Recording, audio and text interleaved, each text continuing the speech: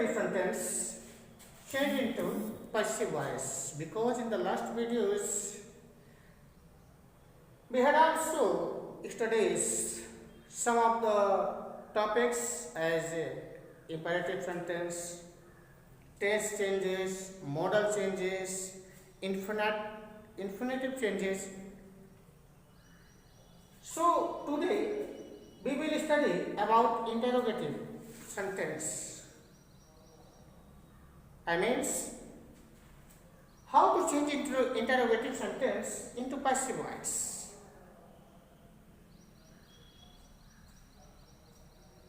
First, we see or know about interrogative sentence.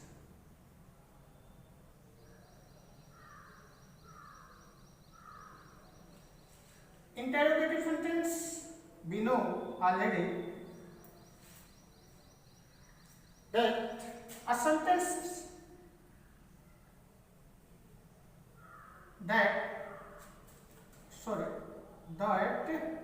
asks question.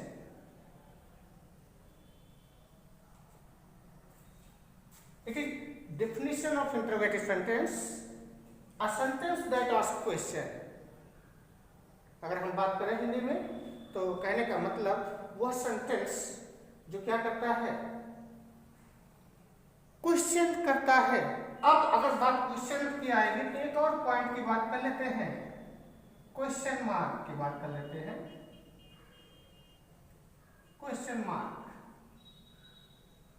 Question mark जानते हैं कैसे बनाए, उसका सिंबल ये है, क्वेश्चन मार्क यूज्ड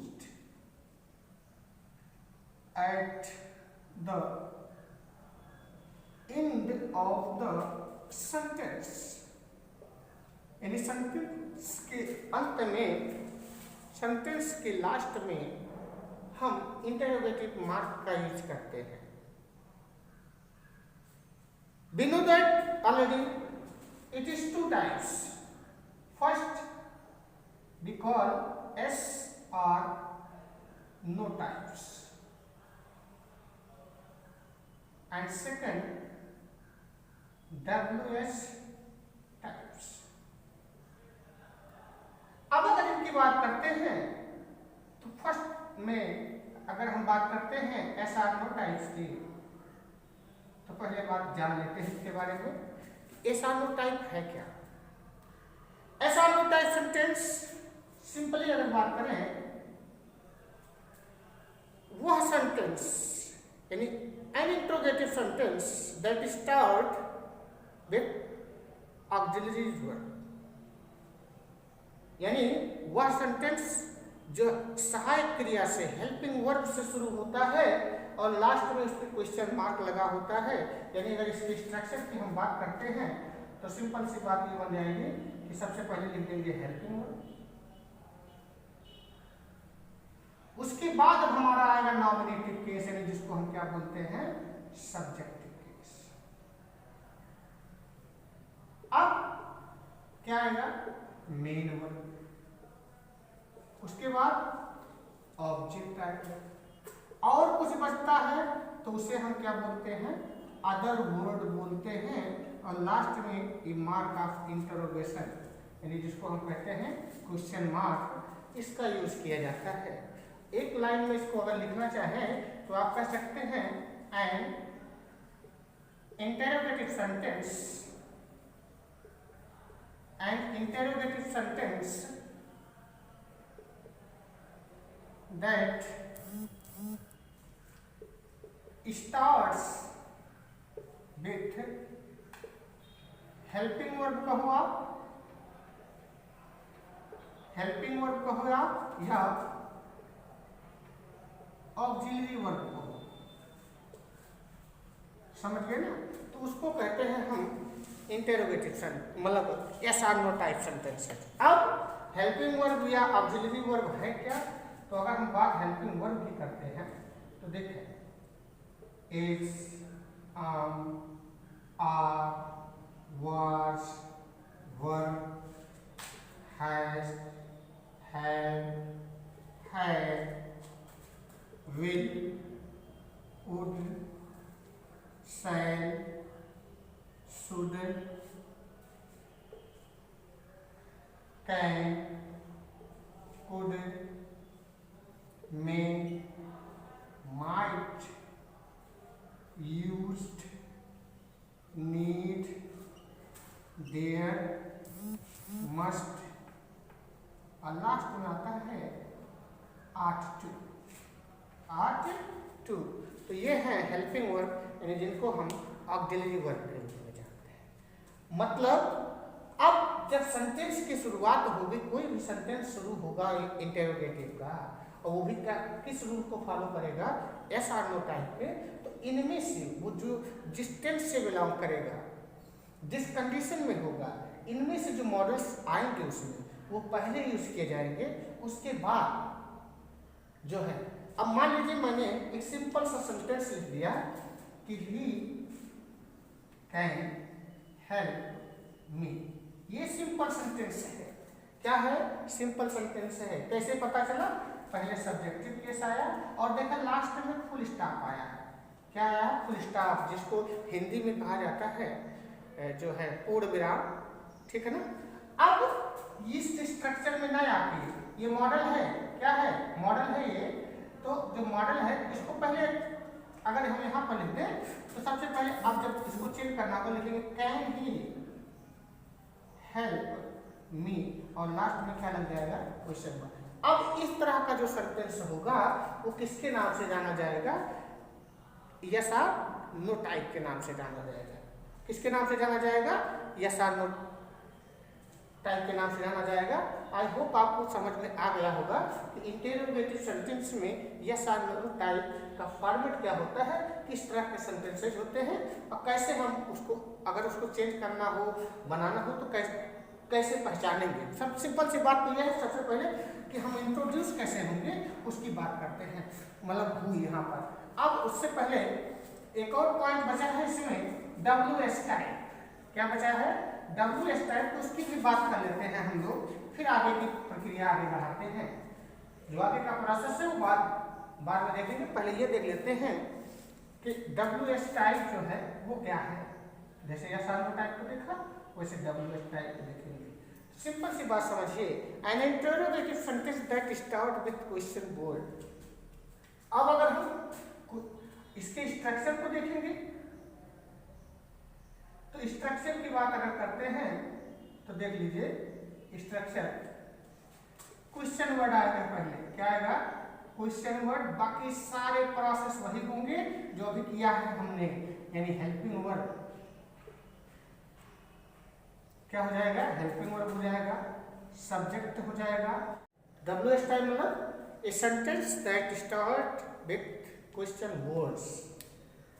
अब बात करते हैं स्ट्रक्चर की। अगर तो स्ट्रक्चर में देखें, question word, helping word, subject, main word, object, उसके बाद जो है OW, और लास्ट में जो है मार्क ऑफ इंट्रोगेशन। ठीक है ना? ये हो गया। अब अगर हम बात करते हैं क्वेश्चन वर्ड की, तो क्वेश्चन वर्ड की अगर बात करते हैं हम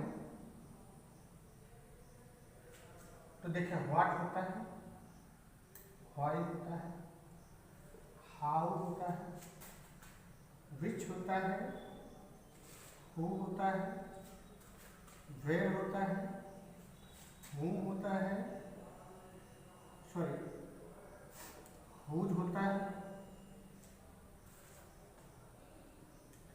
हाउ मेनी और हाउ मच। तो ये होते हैं क्वेश्चन वर्ड्स। एक देखें, हाँ सॉरी एक छूट गया, when।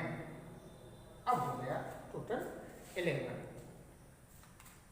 तो ये क्वेश्चन हो। अब ये आएंगे सेंटेंस के शुरुआत में, उसके बाद हेल्पिंग वर्ब आएगा या ऑक्सिलरी वर्ब आएगा, फिर सब्जेक्टिव केस, और उसके बाद जैसे मान लीजिए दिया है कि what are you doing now, मान लीजिए ऐसे है तो ये क्या हो गया, क्वेश्चन वर्ड हो गया।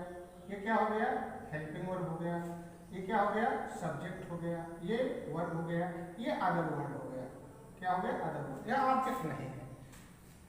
इस तरह से जो है, ये था एक छोटा सा इंट्रोडक्शन अबाउट WH टाइप और यस और नो टाइप के बारे में। अब आगे हम देखते हैं कि how to change interrogative change into passive voice. सबसे पहला पॉइंट अगर हम देखेंगे तो यस और नो टाइप के बारे में देखेंगे। किसके बारे में देखेंगे, यस और नो टाइप के बारे में देखेंगे। अब अगर यस और नो टाइप के बारे में देखते हैं, मान लीजिए दिया है एग्जाम्पल की अगर बात करते हैं, ठीक, तो एग्जाम्पल अगर दिया है कि दिस ही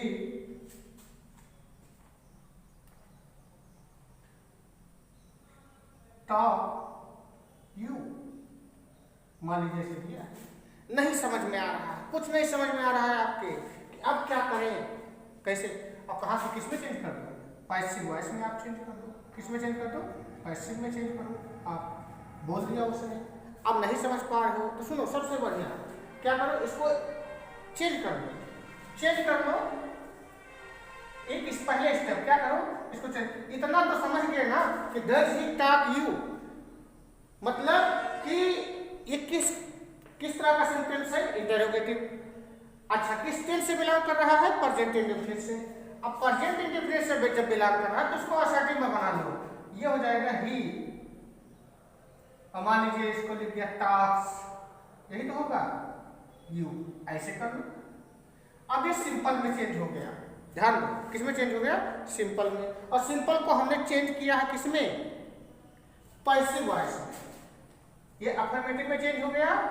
अब हम इसको पैसिव में चेंज करते हैं। किस में चेंज करते हैं, पैसिव में। सेकंड स्टेप इसकी अगर बात करते हैं तो देखो, चेंज करो, इसको इधर ले आओ, इसको इधर ले आओ।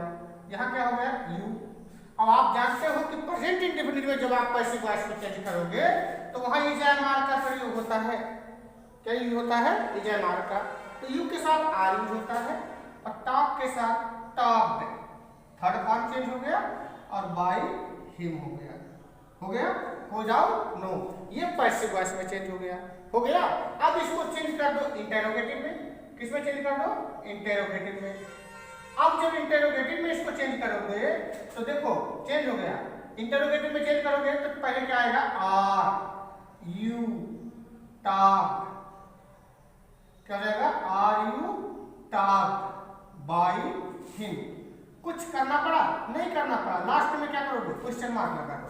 मतलब केवल एक चेंजिंग हमने किया, सारा प्रोसेस वही किया, केवल एक चेंजिंग किया कि इस आर को यानी हेल्पिंग वर्ब को हमने पहले यूज कर दिया, बाकी सबको वैसे करके और लास्ट में क्वेश्चन मार्क लगा दिया। समझ गए। तो ये थोड़ा लॉन्ग प्रोसेस है, ट्रिक था, मैंने बता दिया कि नहीं समझ में आता। अगर आपको अफर्मेटिव चेंज करना आ रहा है, नेगेटिव चेंज करना आ रहा है, इंटरोगेटिव नहीं चेंज करना आ रहा है, तो सबसे पहले सेंटेंस को कन्वर्ट कर लो, उसके बाद चेंज कर दो। समझ गए ना। मान लीजिए ऐसे है, शुड यू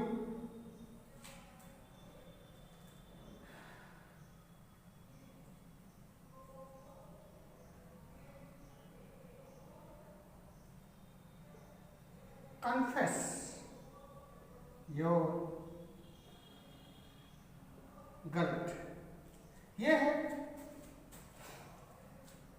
अब जब ये है तो इसको भी चेंज करो। पहले स्टेप में क्या किया, इसको ऐसे लिख दो, you should confess your guilt. Affirmative में आ गया। अब चेंज कर दो इसको, योर गल्ट को यहां लिख दो। क्या हो गया, योर गल्ट। शुड है, मॉडर्न से है, शुड लगा दिया, बी लगा दिया। और कन्फेस का क्या हो गया, कन्फेस्ड हो गया। अब बाय यू हो गया। ये सिंपल में चेंज हो गया। अब इसी को उठा के आप जो है पहले लिख दो।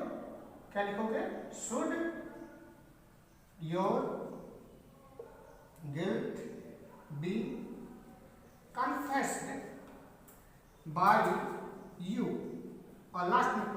मार्क, ये बन गया पैसिव वॉइस। और किसका पैसिव वॉइस बना? इंटेरोगेटिव का पैसिव वॉइस बन गया। ये चेंज किया था हमने किसमें? अफर्मेटिव में। तो मतलब नहीं कुछ आता तो आप इसके लिए करोगे, बाकी तो सिंपली आपका करना है। सिंपली आपको जो इंस्ट्रक्शन बता दे रहे हैं, सबसे पहले हेल्पिंग वर्ब लिख देना। क्या लिखोगे? Helping verb, sorry helping verb. उसके बाद ऑब्जेक्ट हो जाएगा सब्जेक्ट में, यहां बी यूज कर देना। अगर मॉडल्स होगा तो, नहीं होगा तो सिंपल सी बात यहां देखो, मेन वर्ब का थर्ड फॉर्म, उसके बाद बाई, और सब्जेक्ट चेंज हो जाएगा ऑब्जेक्ट में। एक सिंपल स्ट्रक्चर है, तो लास्ट में लगा देंगे क्वेश्चन मार्क।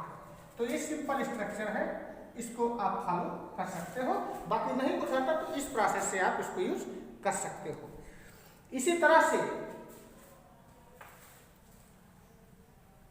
हम जो है WS टाइप को भी चेंज करेंगे। किसको चेंज करेंगे? WS टाइप को। वो तो और इजी है, एकदम इजी। थोड़ा सा ध्यान दोगे, एकदम इजी है, कोई डाउट नहीं, कोई किसी भी प्रकार की कोई समस्या, कोई डिफिकल्टी नहीं आने वाली है। WS टाइप की अगर बात करेंगे तो देखिए एकदम इजीली आपको बताते हैं WS टाइप को। मान लीजिए क्वेश्चन टेस्ट दिया है आपके सामने कोई एग्जांपल दे दिया, मान लीजिए ऐसे दे दिया, व्हेन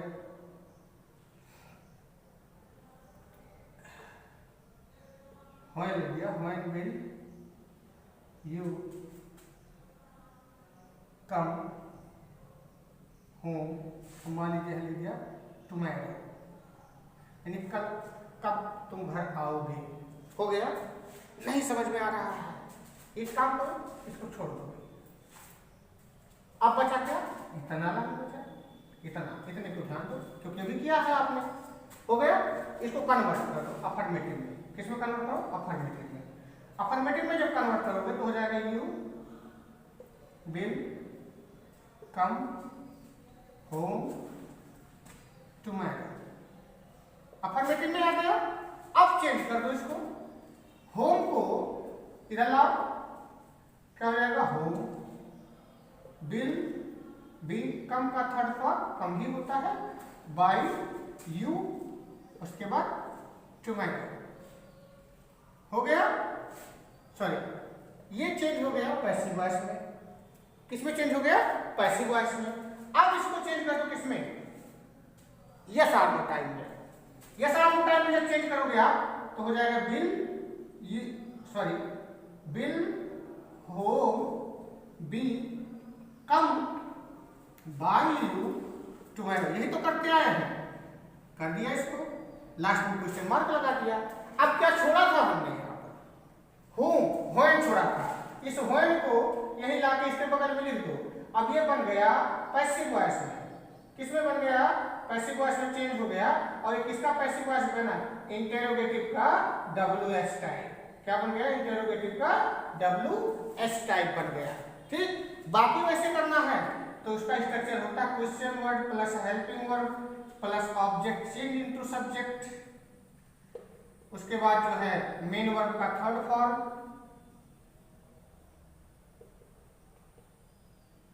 उसके बाद बाय, फिर सब्जेक्ट चेंज हो जाएगा किसमें? ऑब्जेक्ट में, और लास्ट में क्वेश्चन मार्क लगा दिया। ये प्रोसेस है इसका। ठीक है ना? कोई डाउट? इतना नोट कीजिए, फिर बताते हैं।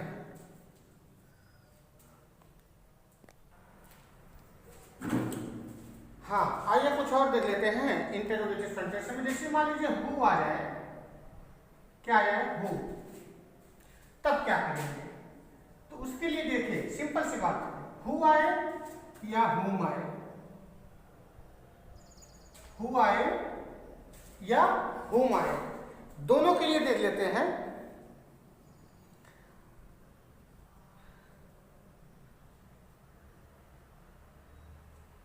तो देखें, हु अगर आता है तो हु के लिए जो है सिंपल से हु को चेंज कर दो। किसमें?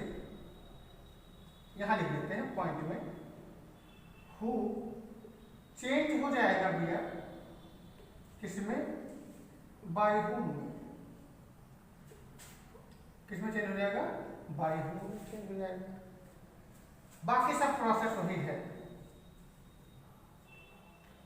ऑब्जेक्ट भी चेंज हो जाएगा किसमें, सब्जेक्ट में। ठीक है ना। तो अब जो इसका स्ट्रक्चर बनेगा, सबसे पहले इसे लिखेंगे bye whom plus helping verb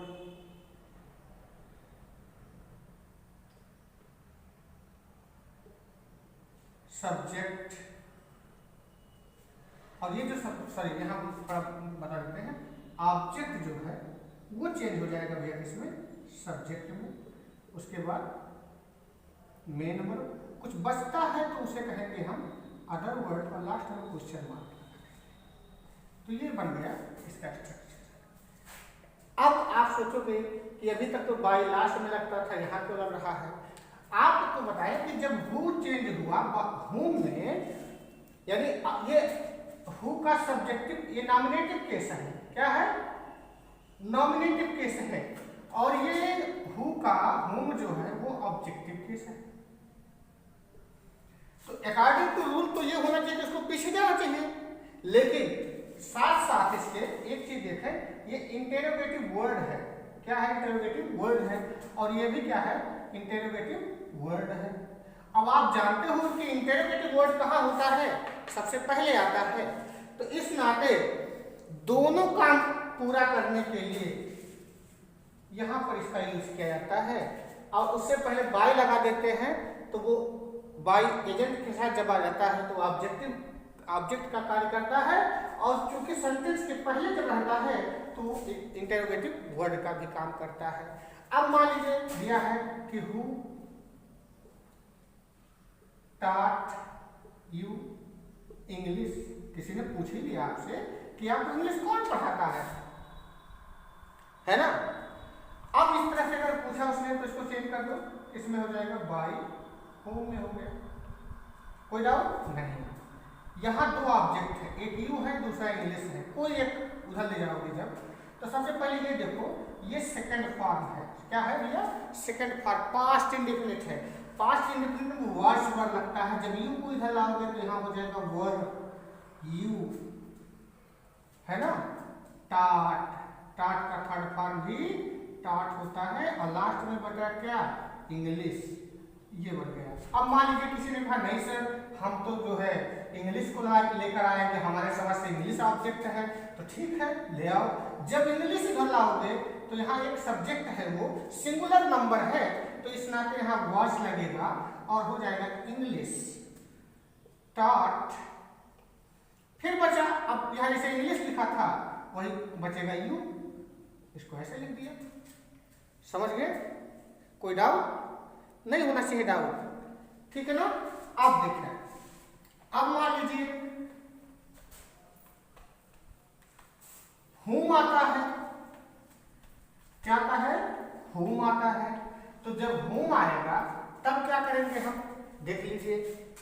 whom अगर आता है तो देखें, हूम जब आएगा डायरेक्ट तो हूम इस रूप में आएगा।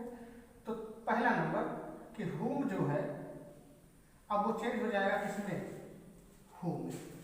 हूम चेंज हो जाएगा किसमें, हू में। अब मान लीजिए दिया है कि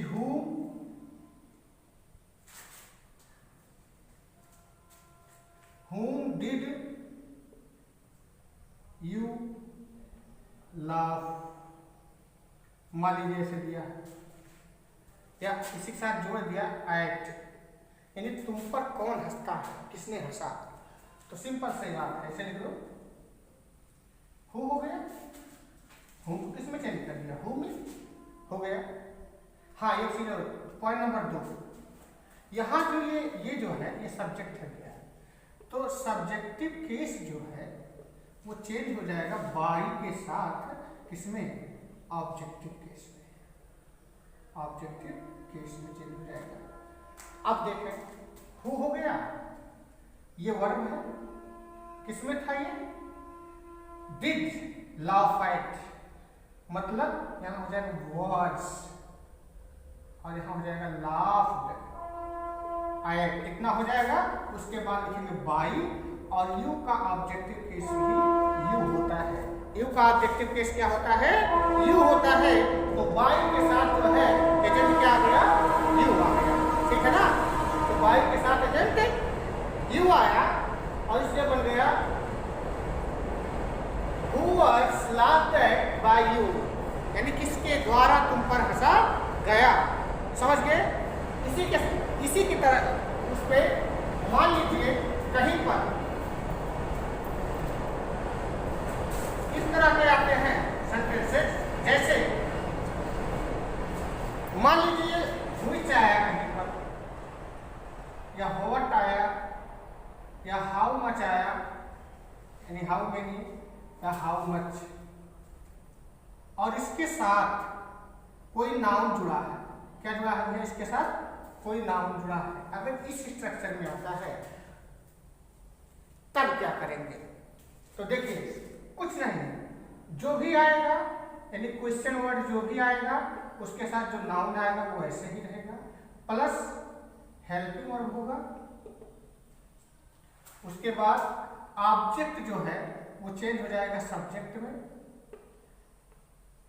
मेन वर्ब का